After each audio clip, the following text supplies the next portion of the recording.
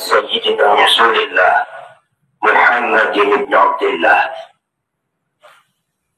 وعلى آله وأصحابه ومن تبع هداه وماله لا حول ولا قوة إلا بالله. رب اشرح لي صدري ويسر لي أمري واحلل عقدة من لساني يفقهوا قولي. سبحانك لا علم لنا إلا ما علمتنا إنك أنت العليم الحكيم. صدق الله العظيم وصدق رسوله النبي الكريم ونحن على ذلك من الشاهدين والشاكرين والحمد لله رب العالمين وبعد. معاشر المكرمين para alim ulama wakil bil khusus Buya Yusuf Mubarak Buya Imaduddin Uthman Al-Bantani, para sepuh ini sepuh pejabat pemerintah masyarakat Cilangkap sejayanya. Alhamdulillah wa syukurillah pada hari ini kita semua bisa melihat barokah haul Syekh Abdul Qadir Al-Jilani Maulid Nabi Muhammad sallallahu alaihi wasallam. Mudah-mudahan kita semua mendapatkan barokahnya di dunia dan di akhirat. Allahumma amin ya rabbal alamin. Salam dan salam marilah kita sampaikan kepada baginda agung Nabi besar Muhammad sallallahu alaihi wasallam. Mudah-mudahan kita semua termasuk orang-orang yang akan mendapatkan syafaat beliau di hari akhirat nanti. Allahumma amin ya rabbal alamin. Para student, mungkin saya nggak bisa lama-lama karena saya datang ke sini mahabbatan li akhil karim Buya Yusuf Mubarak.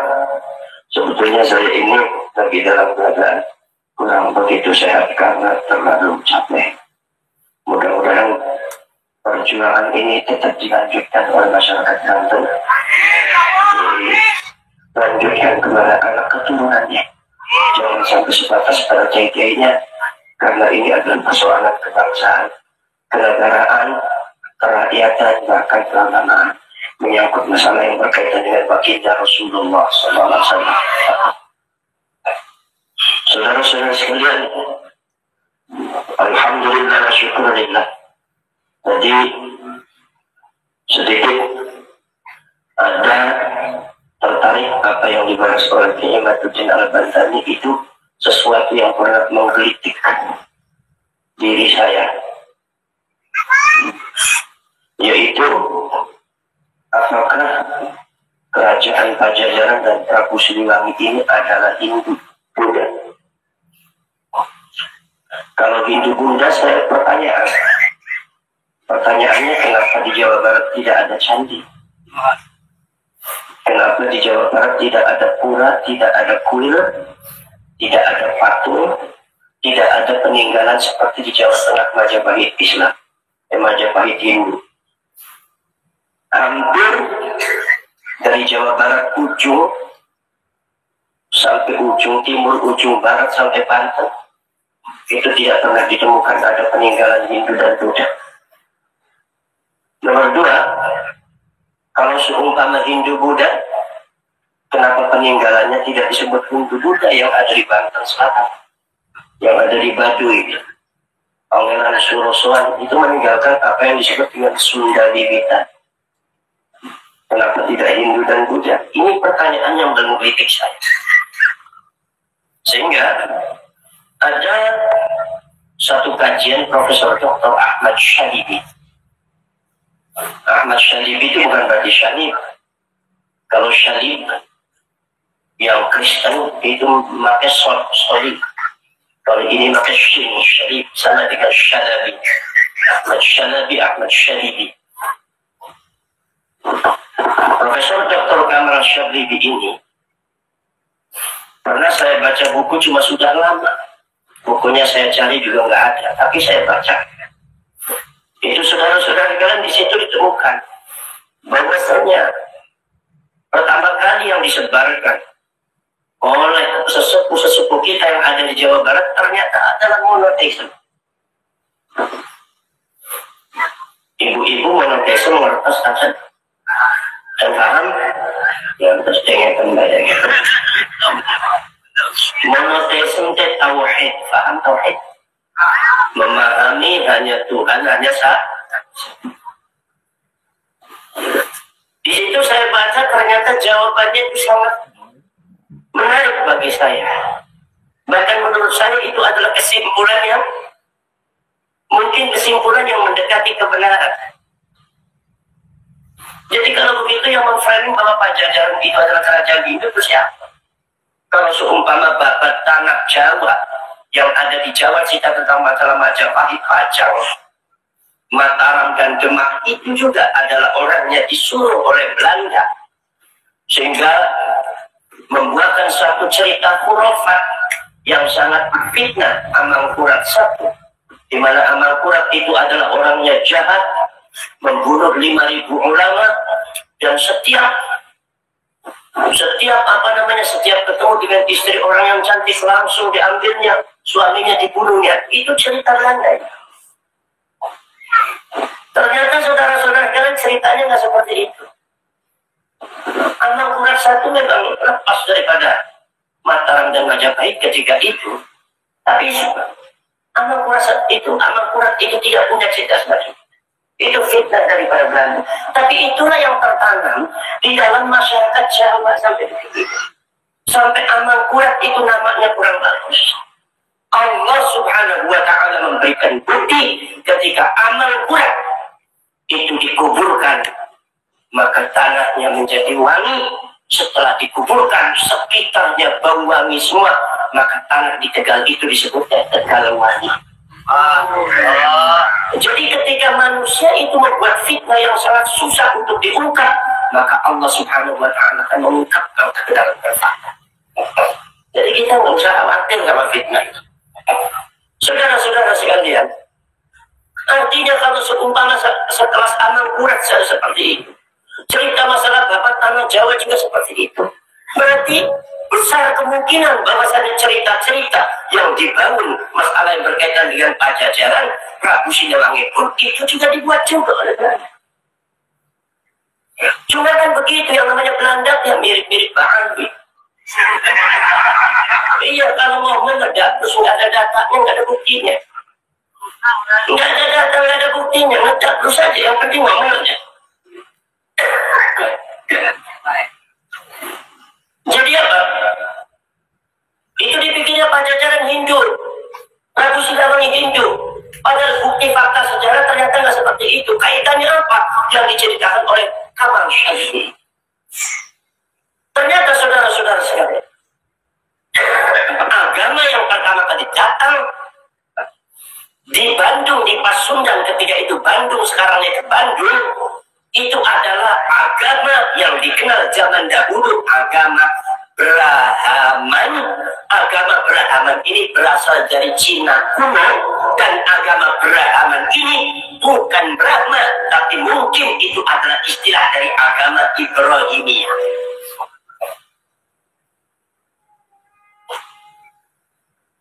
Ini bengongnya bengong ngerti apa bengong bingung nih. Saudara-saudara sekalian, agama Ibrahimiyah, Kamal Syazili mengatakan bahwasanya pasca Nabiullah Isa alaihissalatu wassalam diangkat oleh Allah Subhanahu wa Ta'ala, yang tersisanya adalah kaum Hawariyun,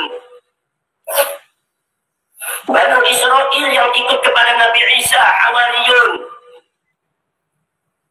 Ketika Hawariyun itu dikejar oleh Roma, mau dibunuh. Karena apa? Karena Hawariyun itu adalah pengikutnya Nabi Isa. Kekuatan agama dikhawatirkan akan menjadi berubah menjadi kekuatan politik. Maka Roma turun tangan bekerja sama dengan Yahudi yang ada di sebelah. Apa sebelahnya Palestina ketika itu dia. Jadi Roma yang mengejar-ngejar, mau dibunuh itu sahabatnya Nabi Isa. Semuanya pergi semua. Kemudian Yahudi mulai merubah agamanya Nabi Isa yang tadinya tauhid menjadi agama Trinitas. Bodoh secara singkatnya seperti itu. Nah ini kaum Hawariyun ini itu menyebar, ada yang ke Syria, maka fakta datanya mengatakan bahwa saya di Syria itu ada orang Kristen anti salib, anti trinitas. Dia menganggap Nabi Isa adalah Rasulnya Allah. Bahkan di Syria itu ada makam kuburannya wali Nasrani, wali Allah tapi Nasrani, agamanya Nabi Isa, umatnya Nabi Isa. Orang kita banyak ziarah juga. Saudara-saudara sekalian, bahkan di situ ada kemiripan gerakan-gerakannya. Sholatnya ada takbirnya, ada rukutnya, walaupun nggak ada sujudnya. Karena menurut para ulama mengatakan sujud itu khususiyat di hadil umat, termasuk salah satu keistimewaan umat ini. Termasuk juga lari di Syria, lari di Mesir. Itu makanya kalau di Mesir itu ada satu kelompok Nasrani, di mana Nasrani itu tidak percaya sama Trinitas dan menganggap bahwa Nabi Isa adalah Rasul Allah. Ini adalah turunan daripada Hawariyun. Ya Allah, saudara-saudara kalian. Apalagi kalau memuji Allah, itu suaranya enak, kayak sholawatan. Kayak sholawat. Makanya orang Banten yang ada di Mesir suka silap kang eta sholawatnya. Kaos pisahnya kan, sampai sholawat eta orang Nasrani. Orang Nasrani. Termasuk ini kaum Hawariyun ini disinyalir menurut observasi penelitian daripada Kamal Sadiki itu lari di Cina kuno. Kemudian saudara-saudara sekalian, pada waktu lari di Cina kuno, pada waktu itu negara Cina itu di bawah kekuasaan Roma. Maka setiap muncul kata Allah pasti dibunuh yang mengucapkannya. Ketika muncul kata Isa pasti dibunuh yang mengucapkannya. Apalagi menyebut nama Muhammad. Walaupun kanjeng Muhammad belum ada karena sudah dikabarkan. Itu berdasarkan apa? Itu berdasarkan catatan Cina kuno yang ditemukan oleh Profesor Dr. Kamal Sharibi terjun langsung di Cina kuno. Ternyata di Cina kuno terdapat manuskrip yang sangat tua, lembaran kitab sejarah yang sangat tua, sebelum diperkirakan sebelum Nabi Muhammad lahir. Ternyata di situ ada konsep agamanya Nabi Isa, cuma sudah dialihbahasakan menjadi bahasa Cina kuno. Menjadi bahasa Cina kuno. Kenapa dialihbahasakan menjadi bahasa Cina kuno? Sebab kalau memakai bahasa Ibrani, pakai bahasa Suryani, apalagi pakai bahasa Arab, Allah, Isa, Muhammad langsung turun kejar orangnya, langsung dibunuh. Maka seluruh konsep dan doktrin ajaran agama Nabi Isa tentang masalah menyembah Allah, sholat kepada Allah, termasuk juga adalah sedekah dan zakat dan lainnya, itu ternyata sudah ada. Konsep Nabi Isa ada, tauhid monotheism itu ada. Cuma sudah dialihbahasakan menjadi bahasa Cina kuno. Saudara-saudara sekalian, begitu sudah menjadi bahasa Cina kuno ketika itu saudara-saudara sekalian, kemudian juga ditemukan catatan manuskrip yang tua usianya sebelum Nabi Muhammad datang. Di situ menceritakan tentang masalah kanjeng Nabi Muhammad Sallallahu Alaihi Wasallam, dan ternyata catatan manuskrip inilah yang dijadikan dasar daripada agama Buddha. Maka Profesor Dr. Pandit dari India mengatakan orang Buddha harus masuk Islam karena apa yang dikhabarkan oleh Buddha yang ada di kitabnya itu adalah kanjeng Nabi Muhammad Sallallahu Alaihi Wasallam. Ini supaya anjing pikirannya luas. Jangan cuma bid'ah, kafir, bid'ah. Selain kafir, bid'ah itu ayat. Ada orang kunut sesat. Kata orang Cina tanya yang nggak kunut yang sesat. Enggak, yang kunut sesat. Enggak, yang nggak kunut sesat. Nggak kunut sesat. Nah, kata anak muda, untung aja Abdi mah nggak pernah sholat subuh jadi nggak pernah sesat. Padahal mah paling sesat gitu. Nah, saudara, kepada ibu sadaya, lah iya, supados pikirannya teluah. Orang Indonesia tadi ajaran para ulama, para kiai, para wali songo, pikirannya teluas. Gara-gara nih kenal dengan Wahabi, gara-gara kenal dengan Ba'adah, kayak gini. Kalau dia nih tampangnya tampang mantan Muhyiddin Zuhair. Ini NU muhammad. Senang-naun daripada tidak sama sekalinya. Saudara-saudara sekalian, ini saudara, itu sampai cerita tentang masalah Nabi Muhammad, tapi pakai bahasa Cina pun. Bakal datang seorang nabi namanya nabi orang yang terpuji Muhammad. Bapaknya namanya hamba Tuhan, Abdullah, hambanya Allah. Ibunya namanya perempuan yang dipercaya, Aminah. Bakal punya sahabat 4 yang bakal menggantikan dia. Dia bakal terusir dari tanah yang menuju ke tanah Yasrib. Tapi Yasrib disebut Yasrib. Itu catatan manuskrip Allah ceritakan kepada Nabi Isa dan umatnya. Itu sebelum Nabi Muhammad ayat sebelum Nabi Muhammad lahir. Dan ternyata dibuktikan di Cina kuno. Ditemukan oleh Profesor Dr. Akmal Syadidi. Makanya betul kata Allah Subhanahu wa Ta'ala mengatakan, hum ya'rifunahu kama ya'rifuna abna'ahum. Yang namanya orang itu kenal sama Muhammad, mereka kenal sama Muhammad seperti mengenal anak-anak mereka. Memang dia sudah ciptakan. Saudara-saudara sekalian, yang namanya konsep agamanya apa? Agama Ibrahimiyah yang disebut kemudian dialihbahasakan menjadi Brahman. Brahman itu bukan Brahma. Dengan satu konsep ketuhanan, lafaz Allahnya diganti apa? Dialihbahasakan menjadi bahasa Cina kuno apa? Yang makanya Sangjang Wijiwasa itu alih bahasa daripada Innallaha ala kulli syai'in qadir. Agama Yang ini bukan agama Hindu. Kalau Hindu Brahma, Siwa, Wisnu, yang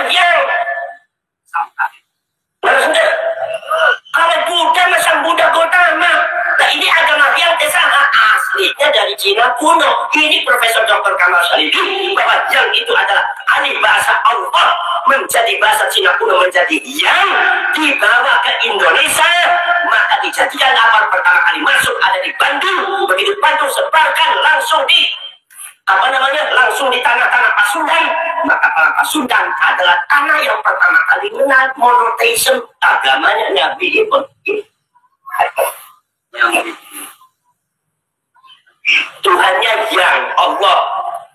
Makanya bapaknya Anjing, mbaknya Anjing, ulama-ulama Banten mengalih bahasakan sholat jadi sembahyang tenang-tenang. Karena memang yang ada alih bahasa daripada Allah. Kadang-kadang orang Wahabi ngerti sejarah itu sembahyang lepas istilah Hindu. Yang benar adalah sholat, udasmu kuntul. Kalau nggak ngerti ilmu, itulah kalau orang jahil nggak ngerti ilmu kayak gitu bisanya jelek-jelekin terus. Betul-betul. Saudara-saudara sekalian itu. Maka dari itu kemudian saudara-saudara sekalian, itulah kemudian sampai berdirilah Pajajaran Prabu Siliwangi. Nah mungkin saudara-saudara sekalian Prabu Siliwangi itu ada situs di Kuningan di Sagara Hyang. Sagara Hyang itu Sagara Hyang itu rahmatullah.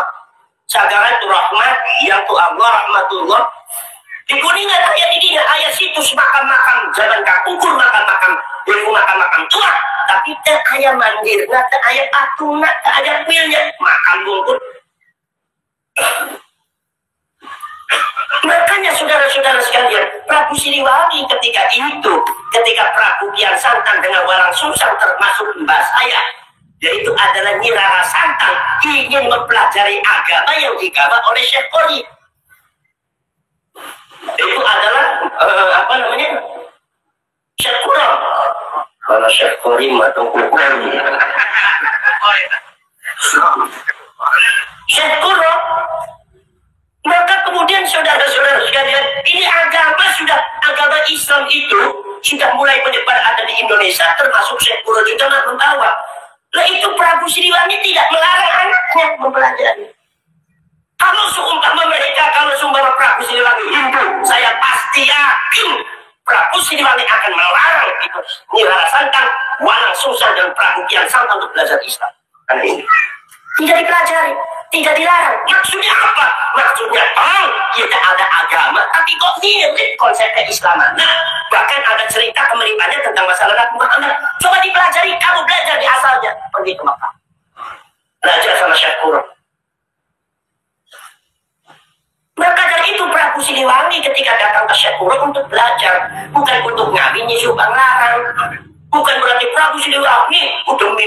kawin Subang larang, Nyai Subang larang, maka demi itu maka Prabu Siliwangi mau masuk ke Islam, rela masuk Islam demi mengawali Prabu Siliwangi. Masalah sejarah, sama sinetron. Lalu dibahas katanya. Nggak ada seorang Prabu seperti itu tuh. Kalau seumpama Prabu Siliwangi itu betul-betul Hindu, mungkin Syekh Kuro ada di Kerawang sudah diusir. Terjadi peperangan, buktinya apa? Di Majapahit terjadi peperangan, di Mataram terjadi peperangan, di Pajang terjadi peperangan, di Singosari terjadi peperangan antara Hindu dengan Islam, Buddha dengan Islam pada waktu Islamisasi walaupun bisa dihindarkan, tapi saya tidak pernah mendengar di Pajajaran ini ada peperangan antara Pajajaran dengan Islam. Saya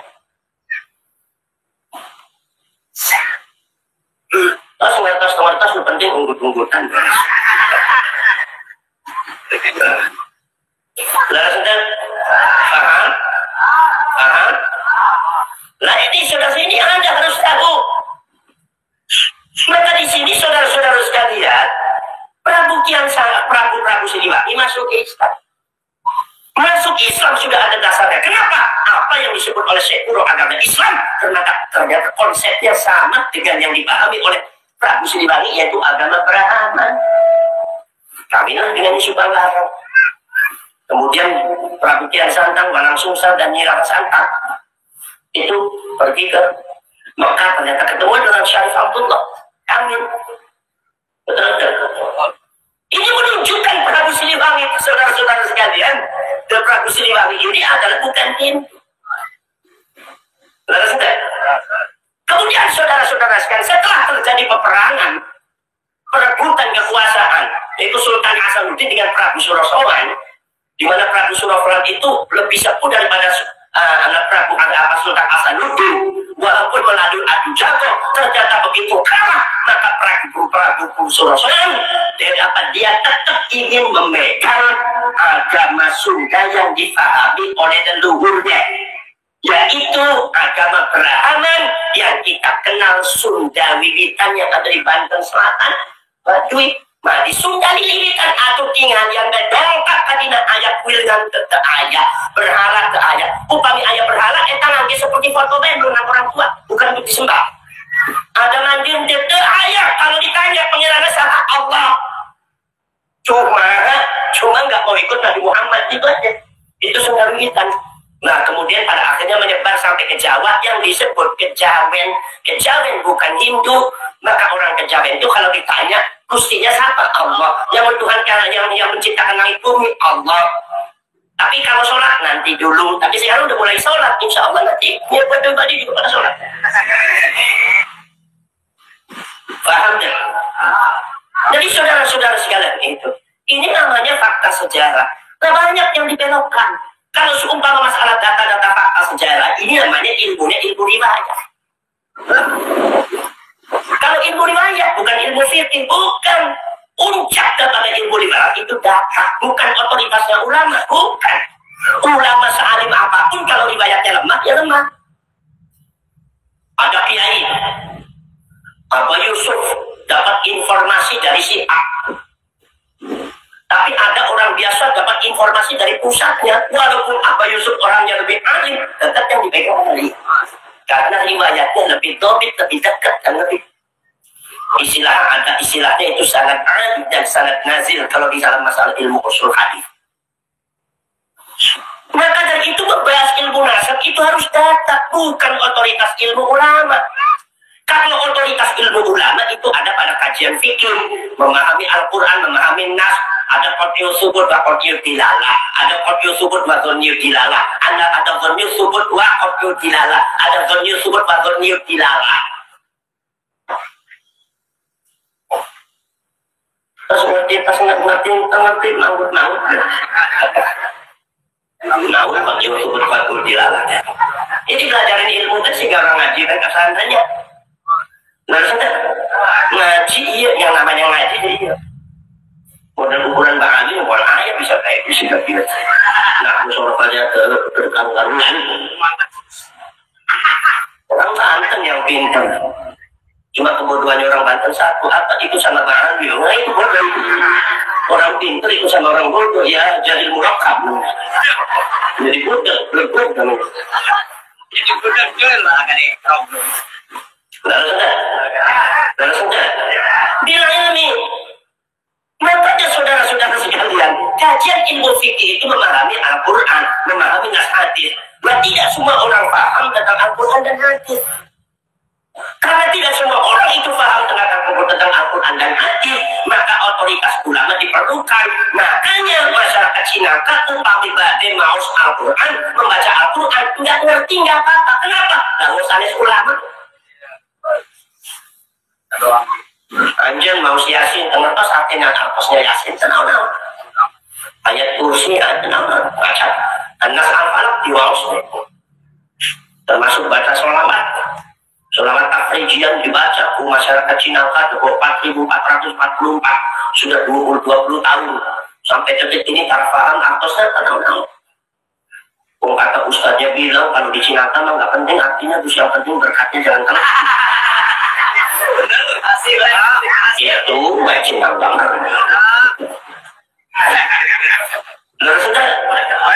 Saudara-saudara sekalian, makanya orang baca Al-Quran nggak ngerti. Kenapa? Karena nggak ngerti itu otoritasnya ulama. Dan tidak semua orang ulama yang ngerti Al-Quran mutlak bahwa dia itu benarnya ada. Al-Imam Sahibut Takwil Abu Ja'far Muhammad bin Jarir Al-Tabari seorang ulama besar. Abad ketiga Hijriah punya kitab Jami'ul Bayan fi Tafsiril Quran. Sebagai Syekhul Masyayikh di dalam masalah tafsir itu mengatakan memaparkan Al-Quran dengan hadis dan dengan bahasa dengan tahlil al-lughawi dan ijtihadi. Tapi terakhirnya tetap wallahu a'lam bishawab, kecuali Allah yang Maha Tahu. Imam Ibnu Katsir Syekhul Mufassirin bil Ma'thur wa Syekhul Masyayikh wal Huffaz. عمدة أهل المعاني والألفاظ المشرف في العلوم بالتفهم والتلاقي أبو الفداء إسماعيل بن كثير القرشي الدمشقي. Ini saudara-saudara sekalian memaparkan Al-Quran, menjelaskan Al-Quran dengan hadis yang kanjeng Nabi, tapi tetap di akhirnya wallahu a'lam bishawab. Kenapa? Karena arti yang tepat sebenarnya hanya Allah yang tahu. Nggak ada ulama yang mengklaim lebih tahu tentang masalah Quran. Jadi kadang-kadang upadi ada orang cuma belajar Al-Quran 3 minggu, 3 bulan di masjid, cuma modalnya jenggotnya dipanjangkan, langsung ngarang-ngarang kiai, merasa paling hebat, paling ngerti tentang Al-Quran. Namanya jahil murakkab.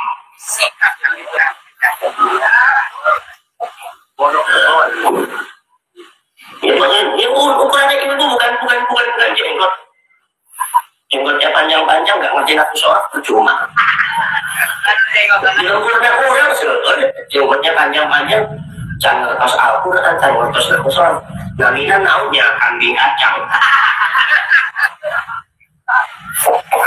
Bapak dan Ibu sadayana, kalau seumpama kita baca Al-Quran harus ngerti arti. Nah, yang sebenarnya salah lu paham ngerti arti Al-Quran. Oh Allah oke nyari di dalam Al-Quran laukan al-bahru midadan li kalimati rabbi la nafidhal bahr. Kalau seumpama lautan jadi tinta dan tangkalan sadayanya jadi pena yang menjabarkan Al-Quran, Allah jamin lautannya bakal asap, lautannya bakal habis air dan tangkalan protol sadayanya. Qabla an tanfadha kalimat rabbi walau jitna bimithlihi madad. Didatangkan, ditolakkan, diset. Ya kalau sudah begitu tantangan Allah kemudian sama. Yang berani-berani mengatakan saya ngerti Al-Quran, sok maju masyarakat Banten ini sama berdeka. Lalu coba Bismillahirrahmanirrahim. Bismillah asalnya di Bismillah. Kenapa hamzahnya dibuang? Kenapa fatnya disambung? Kenapa alifnya dibuang? Bismillah mana? Sedangkan di dalam Al-Quran yang lain Iqra bismi rabbikal ladzi khalaq, senajan diucapkannya bismi rabbi disambung, tetapi ternyata setelah ditulis dalam Al-Quran ayat alifnya disebut tapi hamzahnya dibuang, disebutkannya disambung. Sedangkan bismillah sedayanya tak ayat. Apa bedanya? Luar biasa pikirannya. Nah, sudah. Huwa ahad ya ada huwa. Huwa itu apa? Umpamanya huwa dianggap isim dhamir kaidah ke mana? Ke Allah. Oh, Allah hanya di akhir kecuali kul Allahu huwa ahad. Huwa kembalinya kepada Allah. Dia huwa dulu dari Allah. Kamu ke mana? Ayo katakan mah. Nah, sudah. Ini saya mengungkapkan kepada kalian semua, bahkan tidak semua orang ngerti Al-Quran, kajian fikih, bahwasanya jangan sok-sokan kita semua paham, mengaku dirinya paling paham Al-Quran. Inna rahmatallahi qaribun, rahmatun mu'annats. Kenapa qaribun jadi khabarnya itu mudzakkar? Kalau inna rahmatallahi qaribun, innanya kan dinamasil ibtida. Jadi asalnya rahmatullahi qaribun, mubtada'nya rahmat mu'annats. Kenapa qaribunnya itu adalah mudzakkar? Siapa yang bisa protes sama Allah? Tadi protes ke Gusti Allah. Sama dengan Jibril ngamuk-ngamuk. Ya enggak Kang, kalau mubtada khobar kadang-kadang ada yang mutobit, ada yang ghair mutobit. Ngertos. Karena yang ghair mutobit biasanya terdiri dari masdar. Contohnya seumpama al-ismu ismun, al-mu'rabatu qismani. Ismani itu kenapa ismaninya isim tasniyah, al-mu'rabatun jamak muannats salim? Karena ismaninya itu masdar, jadi tidak mutobit dengan mubtada dan al-naun sebab masdar. Kalau enggak isim jamil, al-khobaru nau'ani, al-khobaru isim mufrad, nau'ani isim tasniyah dan naun, sebab naunnya itu adalah isim jamil. Bilang gini enggak usah sering cangkem dulu. Berarti syukur baik jenggot dulu. Paham? Nah, ini masalahnya qaribun itu bukan isim jamil, qaribun itu bukan masdar. Ini sifat sore sama dengan zaitun qaimun, qaribun fa'ilun. Kalau sifat sore itu mutlak wajib mutabaqah. Zaitun harus qaimun, hindun harus qaimatun, tidak boleh hindun qaimun. Masalahnya di rahmatun wa qaribun. Yang berani protes ke Allah saya yakin Buya Muda juga nggak berani protes ke Gusti Allah. Paham? Subhanalladzi asra bi'abdihi laila bi'nya naun. Asra bi'abdihi. Baknya bak apa? Asra bi'abdihi. Kalau ada yang mengatakan ini baknya biladin lita'diyah. Lita'diyah dari mana? Asra parantas muta'addi dengan wazan af'ala.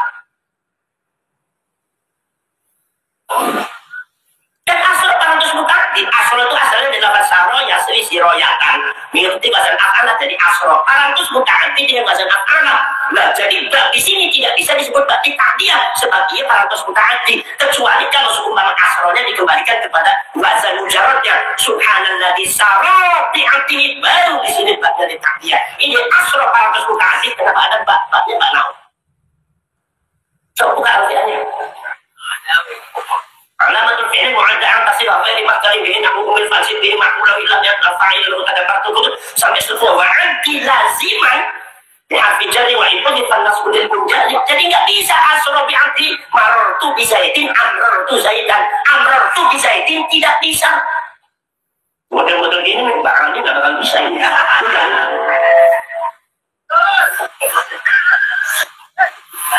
Paham? Paham ya? Paham tuh penting? Tunggu.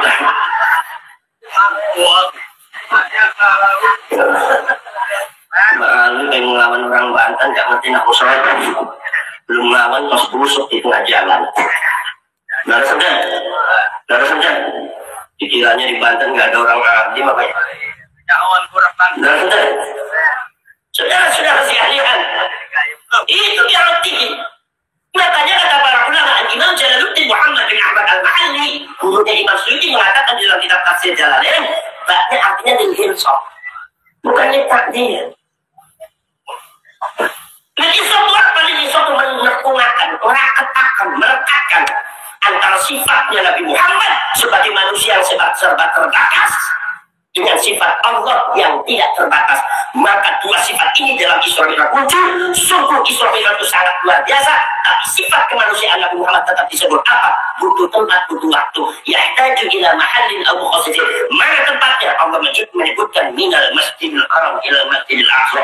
Mana waktunya? Lailan, dalam waktu tempat ini. Makanya para ulama taukidun lil abad, memperkuat posisi Nabi Muhammad sebagai hamba. Jadi lailan bukan menunjukkan arti waktunya Isra, sebab Isra itu artinya dari Saro itu artinya as-sairu fil laili, berjalan di waktu malam. Lafaz Isra sudah waktu malam.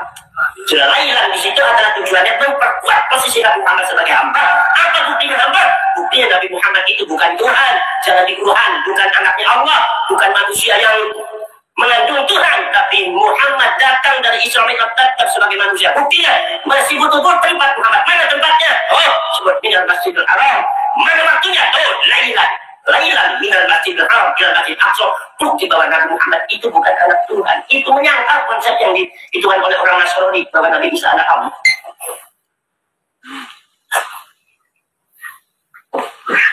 Tampaknya tanpa membingungkan Nabi. Betul. Jadi saudara-saudara sekalian, subhanallah, ini lah itu kajian fikih dia. Ada lagi dalam Al-Quran, ya Isa makana ummuka baghiyah. Ummuka mu'annats, kenapa baghiyah bukan baghiyatan? Kenapa bukan baghiyatan kok baghiyah? Makana ummuka baghiyah. Ini adalah merupakan rahasia kandungan Al-Quran yang sangat dalam. Maka dari itu kita dilarang, masyarakat Banten, masyarakat Cirebon dilarang mengklaim dirinya paling paham tentang Al-Quran. Tidak boleh, maka Allah akan menantang kalian. Nah ini yang bisa sama, yang bukan istinbatul ahkam wal hikam, mengambil kandungan hukum dan hikam, itu adalah apa? Adalah para ulama. Maka otoritasnya ulama diperlukan di dalam ilmu fikih, di dalam membahas istinbatul ahkam wal hikam. Kalau ilmu riwayat tidak. Ilmu riwayat itu ilmu data, bukan masalah ulama. Yang namanya Imam Hakim itu punya kitab namanya Mustadrak. Imam Hakim itu disebutnya Amirul Mukminin fil Hadis, bukan sekedar Al-Hafidh. Imam Ibnu Katsir disebutnya Al-Hafidh. Kalau Imam Hakim itu Amirul Mukminin, itu disebut di atas Al-Hafidh. Tapi kenapa di dalam prakteknya Mustadraknya Imam Hakim tidak diunggulkan di dalam masalah ilmu riwayat, malah yang diunggulkan itu adalah kitab mustakhrajat, di antaranya Imam Ibnu Khuzaimah dan Imam Ibnu Hibban. Ini karena data, bukan masalah Imam Ibnu Khuzaimahnya, bukan masalah Imam Ibnu Hibbannya. Jangan dibanding-bandingkan berarti Imam Ibnu Khuzaimah tidak menghargai Imam Hakim. Bukan seperti itu. Data mengatakan Imam Hakim menulis kitab hadis, mengumpulkan dalam satu buku yang disebut kitab Mustadrak, itu umur 60 tahun ke atas. Jadi sudah banyak ikhtilaf. Makanya di sini tidak diunggulkan. Ini data riwayat, bukan masalah otoritas ilmu. Itu namanya ilmu riwayat yang dibahas oleh Kiai Imaduddin Al-Bantami. Itu adalah ilmu data riwayat. Maka saya bilang, Kiai sampai bahas nasab, saya dukung dari sisi yang lainnya. Sampai buat mesin, saya buat bodinya supaya kuat, supaya bodinya anti tembak. Sudah.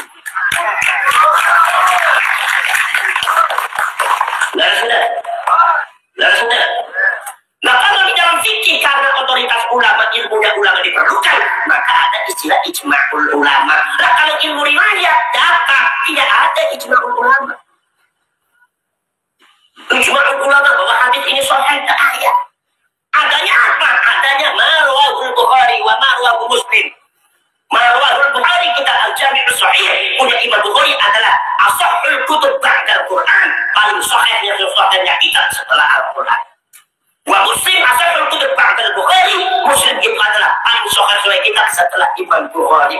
Adanya dua ini, tidak ada ijma'. Kalau sudah rawahul Bukhari, ya udah. Rawahul Muslim, ya udah sahih. Antara muttafaq alaih, rawahul Syaikhani atau ala syartil Bukhari wa ala syartil Muslim, beres. Makanya Imam Ibnu Khuzaimah, Imam Ibnu Hibban pun istikhrajul hadis di dalam riwayatnya yang sesuai dengan jalur thariqah daripada sanadnya beliau kepada Imam Bukhari ala syartil Bukhari. Akhirnya Ibnu Khuzaimah dan Imam Ibnu Hibban pun diunggulkan riwayatnya. Ini bicara ilmu riwayat, modal hadis begini nyakin mulut doang. Betul. Jadi tidak ada. Jadi kalau seumpama ada yang mengatakan bahwa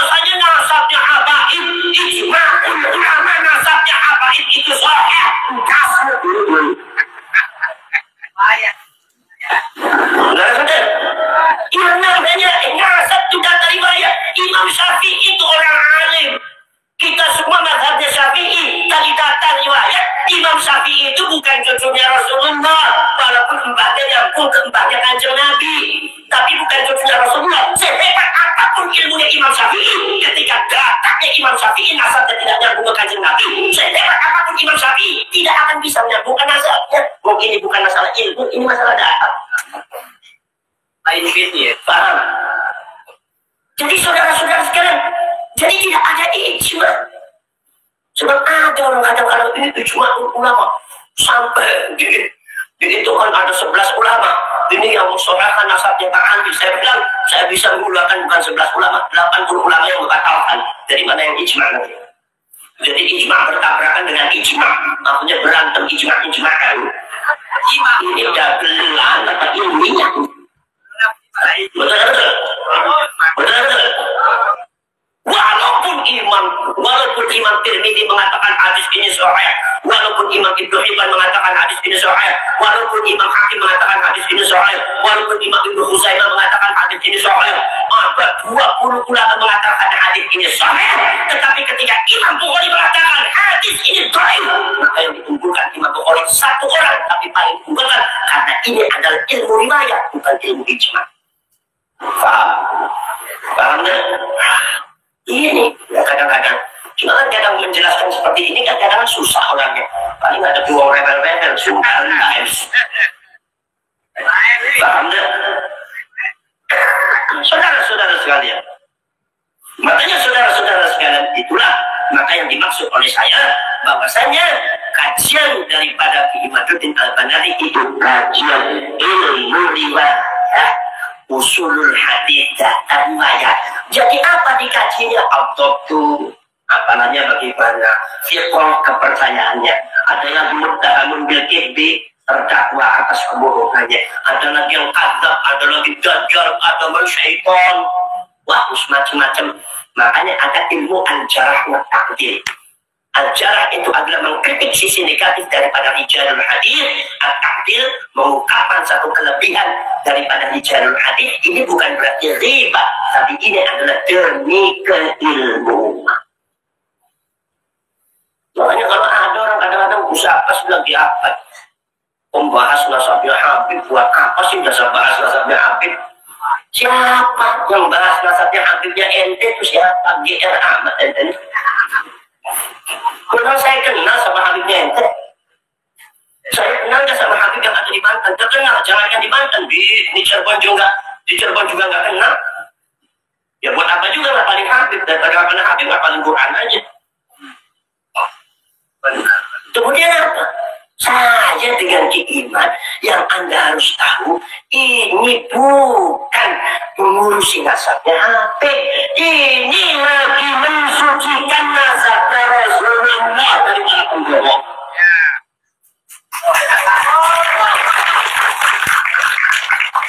Astagfirullah, tepuk tangan tenang-tenang. Sinar sama memang bisa dia tepuk tangan dulu. Pengalaman Habibnya masih lemah. Kalau nanti susah mantan muhibbin itu ya. Saudara-saudara sekalian, tak ada lagi mengatakan ini ada nih yang kadang-kadang bicara begitu kiai lagi ngakunya KNU lagi malu-maluin, nggak pernah ngaji kiai favorit. Jadi terlalu banyak bergaul dengan bahagia akhirnya kayak gitu, ilmunya hilang. Ada yang mengatakan saya bagus nggak tahu menau, saya mah nggak ikut-ikutan membahas masalah nasab, nggak ikut-ikutan. Kenapa sampai nggak ikut-ikutan kata saya? Karena masalah itu kan, masalah itu panggilan iman bukan. Ini bukan masalah saya, ini bukan masalah iman, ini masalahnya Rasulullah. Sampean cintanya pernah kanjeng Nabi. Sampean umat kanjeng Nabi bukan. Ada sesuatu yang berkaitan kanjeng Nabi dianggap penting sejak kapan sampai punya akidah seperti itu? Sesuatu yang berkaitan dengan Rasulullah itu penting. Makanya mauludan wala dayari julidatan wa maulidan. mauludun jadi muludan. Asalnya dari walada, wiladatun asalnya dari wildatun, usus. Wildatun itu usus wilda. Usus yang menyambung perutnya ibu dengan perutnya anak ketika anak itu dikandung di dalam perutnya ibu. Jadi anak pada waktu dikandung di perutnya ibu itu makannya tidak melalui mulut tapi melalui usus. Usus ini disebutnya usus wilada. Apa usus wilda? Usus wilda, makanya ketika disebut wiladatun itu maka hakikatul lughawiyah menunjukkan zamanul wilada. Zaman wilada itu kapan? 9 bulan. Zaman ketika anak membutuhkan usus wilda untuk penyaluran makanan. Ini namanya zamanul wilada. Itu namanya zaman ketika anak butuh usus wilda untuk menyalurkan makanan. Biasanya 9 bulan. Ketika anaknya lahir, maka usus wildanya diputus oleh Allah, kadang-kadang diputus sama dokter. Satu nyambung ke perut ibunya, nomor 2 nyambung ke pusar anaknya, akhirnya tambah kering, copot sendiri, akhirnya jadi puputan.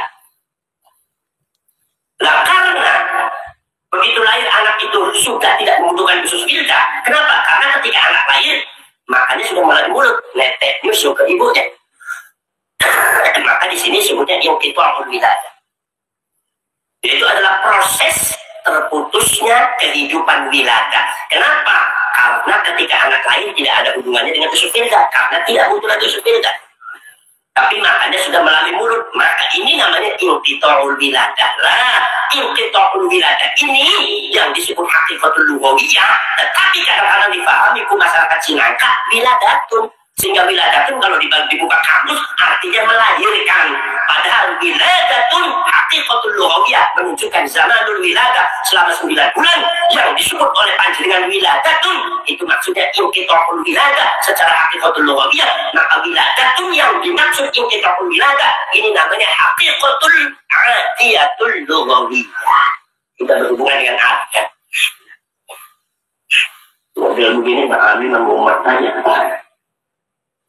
Jadi Anda belajar balaghah, belajar ilmu istiqaq, belajar badi', belajar bayan, belajar nahwu sharaf, belajar ilmu mantiq. Saudara-saudara sekalian, maka saudara-saudara sekalian seperti itu. Makanya maulid itu apa? Di dalam ilmu istiqaq yang namanya maulid itu adalah sifatnya jasad, jasmania. Jasad. Mauludun, anak kecil dilahirkan, jasad. Walidun, orang tua, jasad. Wildatun, usus, jasad. Sifatnya fisik. Maka ketika kita semua mengistilahkan maulid tadi dengan maulid dari pecahan lafaz walada wa lamda, maka secara ilmu istiqaq berkaitan ada makna sifatun lazimah, sifat yang tetap, yaitu makna fisik. Jadi kelahirannya Rasulullah secara fisik. Jadi kalau non fisik sebetulnya tidak boleh masuk di maulid. Tapi nyatanya kalau kalian lihat seperti Al-Imam Ja'far bin Hasan bin Abdul Karim Al-Barzanji, kitab Al-Maulidul Barzanji itu menulis tentang masalah maulidnya Kanjeng Nabi bukan sekedar yang fisiknya saja, tapi non fisik disebutkan. Ini artinya apa? Mahabbatan di Rasulillah, cinta kepada Kanjeng Nabi. Apa? Kathratul ihtimam bima yata'allaqu bi Rasulillah. Yaitu adalah menganggap penting segala sesuatu yang berkaitan dengan Kanjeng Nabi dianggap penting. Jadi kalau semua masalah nasabnya Kanjeng Nabi jangan bilang nggak penting, nanti jadi umatnya bilang nggak penting, munafik. Makanya di dalam kitab Maulid Barzanji ada nasab tidak? Nasabnya Kanjeng Nabi ayat enggak? Ayat enggak? Muhammad bin Abdullah bin Abdul Muttalib sampai bin Abdul Manaf terus ada kan? Nasabun tasibul ula bi ulahu qad la tas'alu juma'a jawzahu. Disebutkan nasab Kanjeng Nabi. Sesuatu yang berkaitan dengan Kanjeng Nabi itu penting, termasuk nasabnya Kanjeng Nabi penting, dan itu harus dimiliki oleh akidahnya umat Islam. Barang siapa yang menganggap sesuatu yang berkaitan dengan Kanjeng Nabi tidak penting, dia perlu diintifak. Di dalam hatinya ada titik kemunafikan. Orang bilang enggak ada orang begitu ngaku kiai, lagi kiai mana ngaku pensiun aja dari kiai mana. Sudah sekalian, coba. Sahabat itu mencatat sesuatu yang berkaitan dengan Rasulullah, dikumpulkan dalam satu riwayat Al-Imam Abu Isa At-Tirmidzi di dalam kitabnya Asy-Syama'ilul Muhammadiyah. Subhanallah. Bagaimana Kanjeng Nabi makan, bagaimana Kanjeng Nabi ngunyahnya berapa kali. Sampai ngunyahnya dihitung 345. Kata sahabat mengatakan Kanjeng Nabi kalau lagi tenang itu ngunyah sampai 37 kali. Minimal sampai 17 kali. Beda dengan orang Cina makan kagak dikunyah lagi langsung ditelan aja kayak pula. Termasuk pantesannya kebak sudah cepat sayapnya. Untung mangkoknya nggak ditelan. Masya Allah. Bagaimana cara Kanjeng Nabi muncul? Bagaimana cara Kanjeng Nabi minum? Bagaimana cara Kanjeng Nabi pakai sandal? Sandalnya Kanjeng Nabi gimana sih? Kanjeng Nabi bagaimana caranya pakaian? Pakaian Kanjeng Nabi warna naon, sarungnya warna naon, gimana cara pakai sarungnya? Gimana pakai celana? Gimana pakai gamis? Kanjeng Nabi yang disukai minyak wanginya naon? Maya ta'ala bi Rasulullah itu penting. Harus ngerti Rasulullah itu senangnya apa. Ini adalah kajian tasawuf yang kata Imam Sultanul Auliya Syekh Abdul Qadir Al-Jilani, at-taqarrub lazim bit-taraqqub. Jangan cuma ingin mendekatkan diri kepada Allah, tapi harus taraqqub, meniti-niti kesenangan Allah apa yang tidak disukai oleh Allah apa. Ini yang penting, taraqqub. Kalau anjen dekat dengan Buya Yusuf, jangan cuma dekat ngumpul di apa namanya? Diteliti nih Buya Yusuf ini senangnya apa, rokoknya apa, kopinya apa. Ini kira-kira nih Bu Sapas ini lapar apa enggak, masa lapar iya di pasiennya cuma tisu mukul. Contoh kasih ini. Boleh. Langsung dah. Nah ini saudara-saudara sekalian. Ini namanya tarokkub di dalam ilmu tasawuf. Maka saudara-saudara sekalian, itu namanya ta'allaqu bi Rasulillah. Bagaimana Rasulullah itu pakai sisir? Bagaimana Rasulullah rambutnya? Bagaimana Rasulullah sholat? Sifatu sholati Rasulillah, wa sifatu jinabati Rasulillah, sifatu wudu'i Rasulillah. Dicatat saya. Sampai bagaimana Kanjeng Nabi BAB, bagaimana kalau buang air kecil, bagaimana ceboknya, bagaimana bergaul dengan istrinya, menggauli istrinya, bagaimana junubnya. Dicatat saya.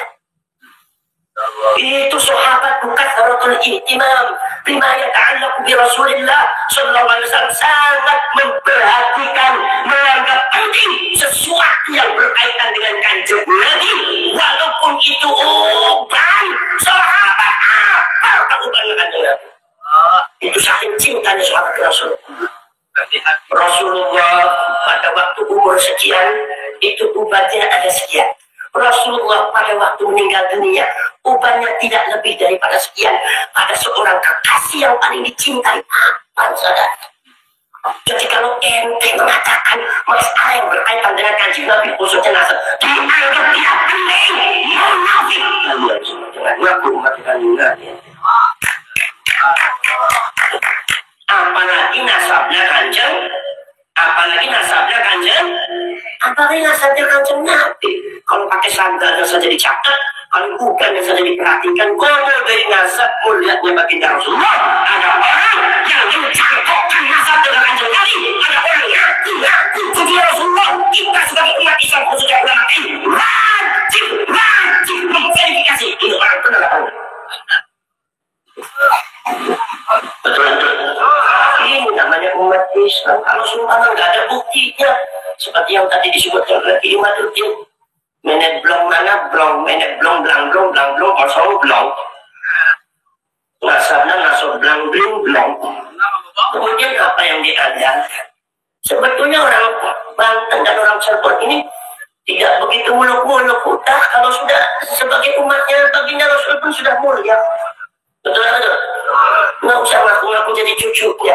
Udah jadi umatnya Rasulullah, berlomba-lomba dalam kemuliaan akhlak, kemuliaan sifat dan tingkah laku. Jangan lantas nggak ada buktinya ngaku-ngaku, ngamuk-ngamuk ya, ini anjing-anjing dicurut-curut. Ini siapa yang anjing, siapa yang curut? Nah saudara, mudah-mudahan semua ada manfaatnya.